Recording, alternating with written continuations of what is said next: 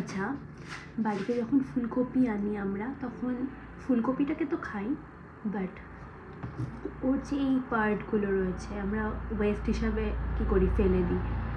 তো আজকে ভাবলাম তোমাদের সাথে একটা খুব ইন্টারেস্টিং রেসিপি শেয়ার করি। এই ফুলকপির এই ওয়েস্টেড পার্ট মানে ডাটা যেটাকে বলে, ফুলকপির এই পেছন থেকে ভেঙে ভেঙে ওটা দিয়ে বড়ি দিয়ে বেগুন দিয়ে একটা খুব সুন্দর নিরামিষ তরকারি হয়। আজকে ভাবলাম যে এই রেসিপিটা তোমাদের সাথে শেয়ার করি। আমি অলরেডি বানিয়েছি, চলো তোমাদের সাথে রেসিপিটা শেয়ার করি, দেখে নাও। প্রথমেই আমি ফুলকপির ডাঁটা এবং পাতাগুলোকে একটু আলাদা করে নিয়েছি। তারপর এই ডাঁটাগুলোকে একটু জুলিয়ান কাট করে নিয়েছি। তোমরা চাইলে একটু মোটা রাখতে পারো। আর আমি এই পাতাগুলোকে জাস্ট রাফলি চপ করেছি, কারণ যখন আমি তরকারিটা বানাবো তখন সবটাই নরম হয়ে একসাথে বাইন্ড হয়ে যাবে। আমি জলের মধ্যে একটু নুন দিয়েছিলাম। নুন দিয়ে একটুখানি সেদ্ধ করতে দিয়েছিলাম এই ডাঁটাগুলোকে। এটা হজমে হেল্প করে।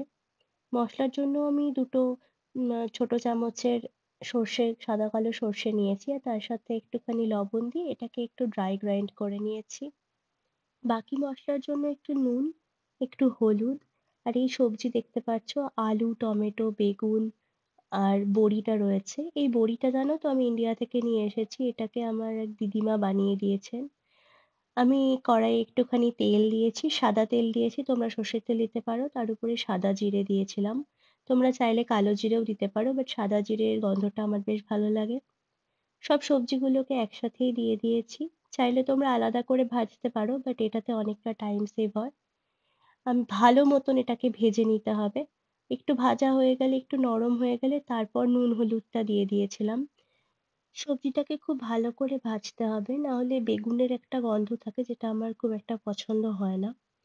সাথে, সাথে আমি বড়িগুলোকেও ভেজে নিয়েছিলাম। আর আমার জানো তো গরম বড়ি ভাজা খেতে খুব ভালো লাগে।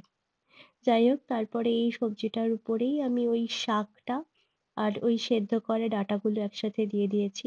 এবার খুব ভালো মতন এটাকে সেদ্ধ হতে দিতে হবে।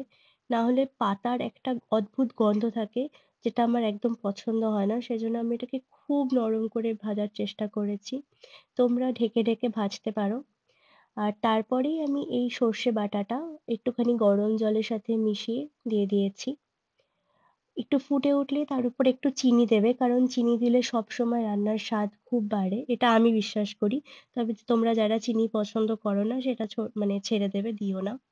তারপরে নামানোর আগে ভাজা বড়িটা ছড়িয়ে দিলেই একদম রেডি।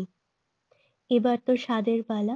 আমি তো খেয়ে দেখেছি, আমার খুব ভালো লেগেছে। তোমরা ট্রাই করে আমাকে জানিও তোমাদের কেমন লাগলো। টাটা।